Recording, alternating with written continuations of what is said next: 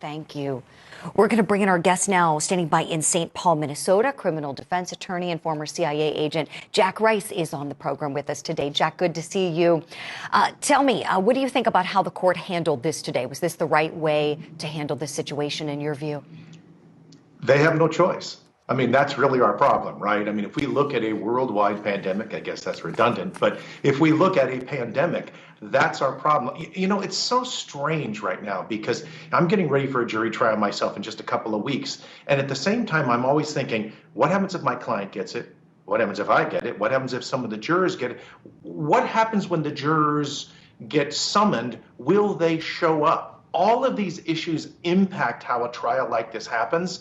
And when you consider what the judge is trying to do, which is trying to lead a ship that has no rudder, or at least we have no maps to know where we're going, I think he's doing his best under the circumstances.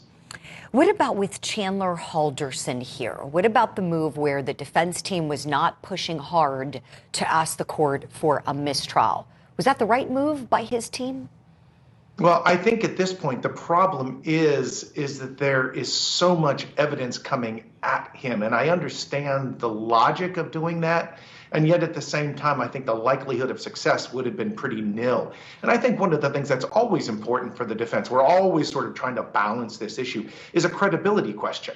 Do you have something that's really legitimate? I understand people who will constantly be filing motions that they know they will lose every single time and they have no justification for it. But I do think that it's incredibly important from an ethical perspective, from a professional perspective, that what we really do is that if there is an issue that matters, if there's something that's really going on, then we actually come forward and say, you know what, this is a problem. And in fact, there are some cases around the country where that's happening. This one, at least at this point, doesn't seem to be one of those cases.